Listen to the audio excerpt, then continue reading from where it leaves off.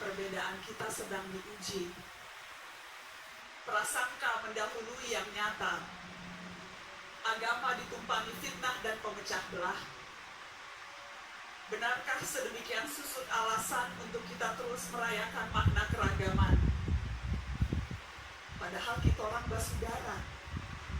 Kita sudah bersama-sama melewati badai sejarah. Sejak kapan agama menjadi alasan mengoyak persatuan dan kemanusiaan? Jangan cerai-berai karena berbeda. Sebab perbedaan justru kekayaan kita. Kenanglah, Hairil Anwar berkata, kami sudah beri, kami punya jiwa, tapi kerja belum usai, belum lagi apa-apa. Tulang belulang pejuang berserakan tak lagi berkata, kini kita yang berkata. Dengarkan Bung Hatta berbicara. Hanya ada satu negara yang menjadi negaraku. Negara itu tumbuh karena satu perbuatan. Dan itu perbuatanku. Terima kasih Melbourne sudah menerima narasi TV di Monash University. Terima kasih banyak. Terima kasih kepada LPDP Monash. Terima kasih kepada Indonesia Diaspora Network. Terima kasih kepada seluruh narasumber. Boleh saya minta Mas Ganjar, Mbak Yeni, dan Mas Toto untuk berdiri. Terima kasih banyak.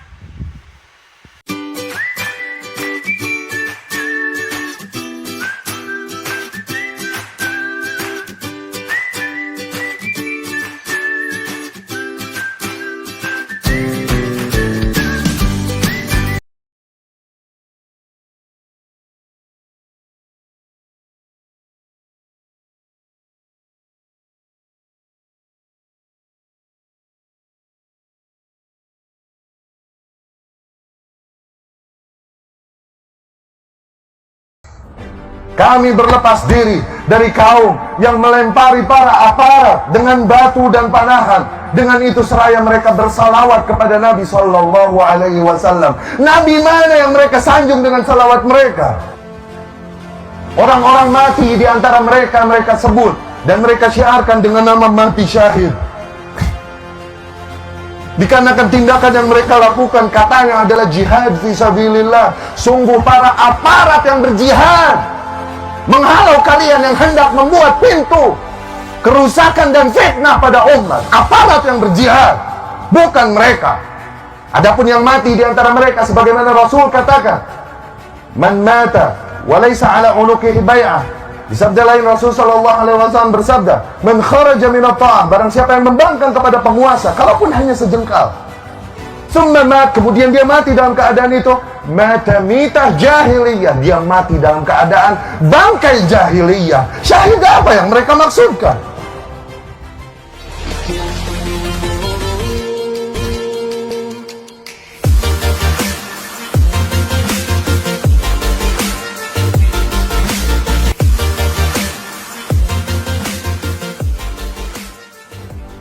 Rasul berkata, ad-dinu an-nasihah, agama ini adalah nasihat.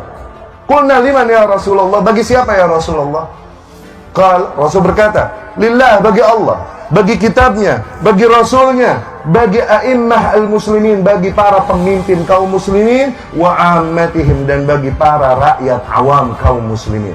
Bernasihat kepada penguasa, kepada para kaum muslimin maknanya menginginkan kebaikan, bukan justru keburukan, membongkar aib, mengumbar dan merangsang kebencian masyarakat. Tidak. Demikian bernasihat kepada para penguasa. Rahimakumullah. Dengan ini, di hari kemenangan ini, di hari fitrah ini, kami tegaskan bahwa kami ahlu sunnah berlepas diri dari mereka yang turun ke jalan dan mencaci memaki para penguasa dengan menyerukan takbir. Seraya menyerukan takbir, mereka mencaci dan memaki para penguasa. Tuhan mana yang mereka besarkan dengan takbir mereka? Dikarenakan sungguh Allah melarang tindakan mereka. Kami berlepas diri dan mengingkari mereka yang turun ke jalan mengaku membela Al-Quran, namun dengan itu mereka menggunakan kata-kata kotor, menjijikkan, dilemparkannya kepada para penguasa. Al-Quran yang mana yang mereka maksud, mereka bela? Jelas larangan di dalam Al-Quran. Perintah Allah Subhanahu wa taala kepada Fir'aun, kepada Musa dan Harun alaihi wassalam, idhaba ila Fir'aun. Pergilah kalian berdua, hampiri Fir'aun, penguasa yang ada pada kalian. Hampiri. Wa qula lahu qawlan layyina. Katakanlah oleh kalian berdua kepada Fir'aun kata-kata yang lembut.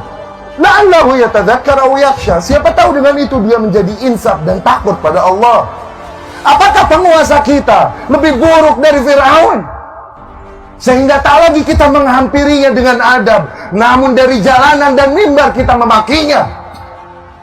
Apakah penguasa kita lebih buruk dari Fir'aun yang yasumuna abna'akum wa yastahyuna nisa'akum, membantai anak-anak laki kalian, membiarkan wanita hidup, yang berkata inni rabbukumul a'la, akulah Tuhan kalian yang maha tinggi. Apakah penguasa kita lebih rusak dari Fir'aun sehingga tidak lagi kata-kata lembut yang kita gunakan untuk menegurnya, tapi kata-kata kotor, makian, cacian kepadanya. Kami berlepas diri dari kaum yang melempari para aparat dengan batu dan panahan. Dengan itu seraya mereka bersalawat kepada Nabi Sallallahu Alaihi Wasallam. Nabi mana yang mereka sanjung dengan salawat mereka? Sesungguhnya Nabi Sallallahu Alaihi Wasallam melarang tindakan demikian. Nabi bersabda, "Man arada an yansahal sultan," barang siapa yang hendak membawakan nasihatnya kepada penguasa, falyakhudh biyadihi, maka agar dia ambil tangannya, wa yakhlu bih, dan berdua-dua dengannya. Fa in qabila minhu fadha, apabila penguasa tersebut menerima nasihatnya, maka alhamdulillah. Wa illa, namun apabila penguasa tersebut tidak menerima nasihatnya, faqad adda alladhi ma alaih, maka ia telah menunaikan kewajibannya.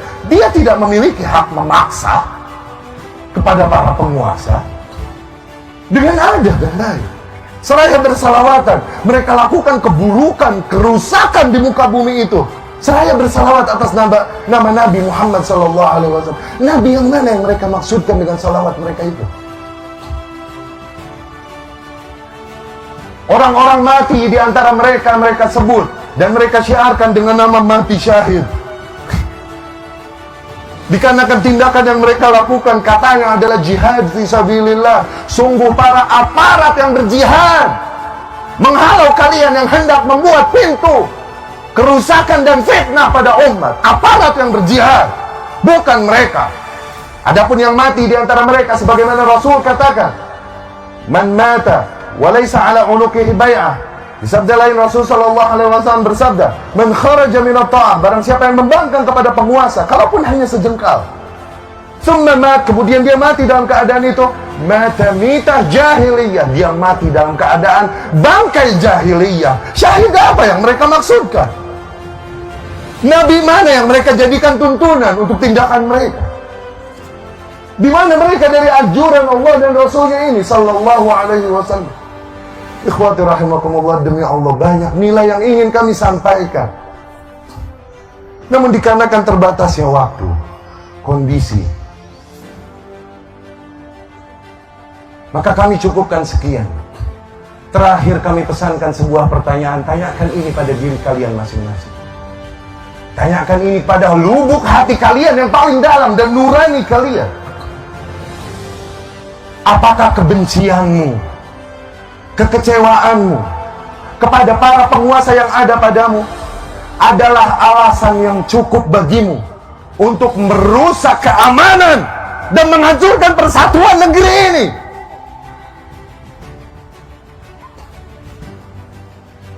Apakah semua kebencianmu dan kekecewaanmu reason enough, adalah alasan yang cukup bagimu untuk ikut memberikan sumbangsih dalam tindakan-tindakan yang mengacaukan persatuan negara, mengancam keamanan negara, membuka pintu fitnah, penjarahan, dan lain-lain? Demi Allah, mereka yang bergerak dengan nama Islam sama sekali tidak mewakili ajaran Islam yang mulia ini. Apabila ada agama di muka bumi yang mengajarkan menyembah batu, menyembah ular, maka tak pantas mereka mengajarkan tindakan barbar demikian. Apalah lagi agama Islam yang mengajarkan untuk mengesahkan Allah Subhanahu wa taala tauhid, mengajarkan kita untuk mengikuti contoh semulia-mulianya Nabi, semulia-mulianya manusia, Nabi Muhammad sallallahu alaihi wasallam. Jika Komnas HAM berani mengatakan ada pelanggaran hukum, tanda kutip, Siapa mereka? Saya tanya, pada saat aksi buruh ada anggota kepolisian diseret, dihajar, bahkan dipukul dengan batu dan balok, apakah itu pelanggaran HAM? Di mana Komnas HAM pada saat aparat dianiaya oleh masa pendemo yang brutal? Di mana Komnas HAM pada saat kantor polisi, Makobrimob dibakar oleh makhluk-makhluk intoleran? Padahal Komnas HAM aja masih dijaga sama aparat. Tanpa aparat yang berjaga di sini, mudah kami geruduk. Ingat, Komnas HAM dibayar oleh negara. Negara membayar Komnas HAM bukan untuk kalian menikmati fasilitas dan makanan yang enak. Sedikit-sedikit intoleran menyalahkan aparat TNI dibilang pelanggar HAM. Hapuskan HAM dari Indonesia. Gantung koruptor, bantai para intoleran. Tidak ada tempat di negeri ini untuk intoleran.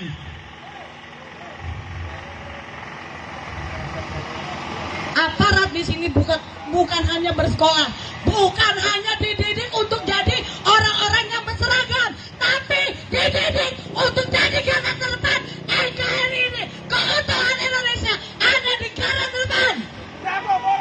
Kami bersama TNI Polri. Bumi hanguskan intoleran.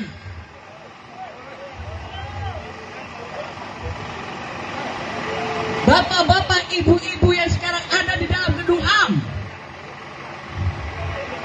jelas Bapak Presiden pun sudah mengeluarkan aturan sesuai dengan sila pertama dan sila kelima, ketuhanan yang Maha Esa. Kita punya kebebasan beragama, kita punya keadilan yang sama, tapi bukan sekali dua kali tempat ibadah non-muslim dibantai, dihancurkan, dibakar. Selain ini tugas dari Menak, ini juga tugas Anda sebagai orang yang menjunjung tinggi hak asasi manusia. Jika orang yang punya agama tidak diizinkan untuk beribadah, apakah mereka mendapatkan hak asasi mereka? Saya ingatkan sekali lagi, tidak mungkin Bapak Ibu yang duduk di gedung HAM ini tidak tahu pada saat aparat diseret, diinjak, dihajar dengan batu dan balok. Ini sudah konsumsi publik. Mungkin Anda saat itu tertawa. Kamu bukannya mengejar para koruptor yang membawa uang negara. Kenapa kamu mengejar Habib Rizik yang telah memberikan kebenaran? Hai polisi Dajjal.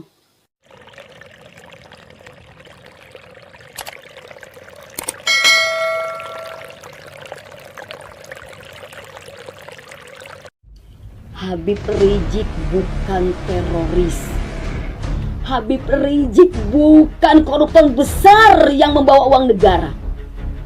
Tapi mengapa polisi-polisi Dajjal mengejarnya sampai membunuh 6 laskar FPI yang tak berdosa? Mereka adalah menyuarakan kebenaran. Hai polisi-polisi Dajjal, kamu boleh memberi keterangan palsu kepada manusia yang ada di muka bumi ini. Tapi Allah tidak tidur. Allah Maha menyaksikan. Polisi-polisi Dajjal, tinggal tunggu ajab dari Allah yang akan menghukummu. Polisi Dajjal, kamu bukannya mengejar para koruptor yang membawa uang negara. Kenapa kamu mengejar Habib Rizik yang telah memberikan kebenaran? Hai polisi Dajjal.